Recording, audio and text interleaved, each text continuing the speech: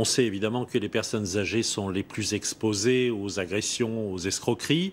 C'est pourquoi dans l'Oise, depuis 3 ans maintenant, le Conseil général a mis en place un service de visite de courtoisie. Ce sont souvent des jeunes qui vont rendre visite donc aux anciens pour voir si tout va bien. Un service gratuit et unique en France. Patrick Nénine et Gladys Bonacier. La chaudière. Un jour, 2 plombiers frappent à la porte de Thérèse. Ils seraient envoyés par Gaz de France pour vérifier cette chaudière. En vérité, ce sont des escrocs. L'un fait semblant de faire les travaux, pendant que l'autre dévalise l'appartement en volant argent et bijoux. Ils vont même exiger de se faire payer sur le champ. 250 € en espèces à retirer au distributeur de billets. Je dis, je ne sais pas prendre plus de 100 €. Comment est-ce que vous faites? Ben, attendez, je vais vous montrer. Et ensuite, je fais mon code, l'argent sort et je lui donne l'argent. Alors j'ai dit, mais je voudrais avoir une facture. Oh ben, on vous a laissé la facture sur la table de la salle à manger. En fait, il n'y avait rien du tout. Je suis remontée. À ce moment-là, j'ai vu que dans ma chambre, tout avait été bousculé. Ces voleurs choisissent leurs victimes.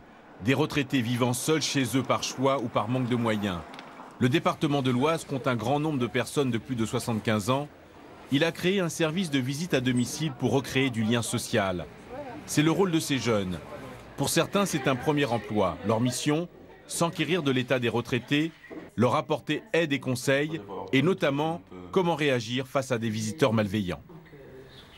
On leur dit comment il faut réagir face à ces dangers comme ça qui peuvent venir de l'extérieur. De ne pas ouvrir la porte comme ça à n'importe qui. Les appels harcelants, on ne décroche pas si on n'a pas repéré le numéro de téléphone qui s'affiche. Ce matin, Louisa rend visite à un couple de retraités. La veille, le monsieur a fait une chute dangereuse, il n'ose plus sortir dehors. Il est donc plus vulnérable. Il lui sera plus difficile de réagir face à une agression extérieure. Le couple a déjà été confronté à une tentative d'intrusion. Le temps que je referme la fenêtre, la personne était déjà assise dans la maison, dans la cuisine, et me tutoyait. Il y a longtemps qu'on ne s'est pas vu. Ben, moi, je n'ai pas à vous recevoir. Vous allez partir d'ici et vite fait. Hein, j'appelle la police. Le triple 4. Oui. Et même quand l'escroquerie a échoué, ces personnes deviennent méfiantes. Elles risquent alors de se refermer sur elles-mêmes. Là aussi, Louisa joue un rôle important à travers un simple jeu de société. Elle va les aider à se confier. Un premier pas pour espérer un jour tourner la page. Ils ont besoin de parler parce que c'est quand même quelque chose ils sont seuls, donc ils gardent ça pour eux. Donc le fait qu'on soit à côté, les écouter, leur parler, ça les rassure. Et au fur et à mesure, après, on met notre action, on fait des jeux, des activités pour aussi qu'ils ne pensent plus à ça et qu'ils pensent à autre chose.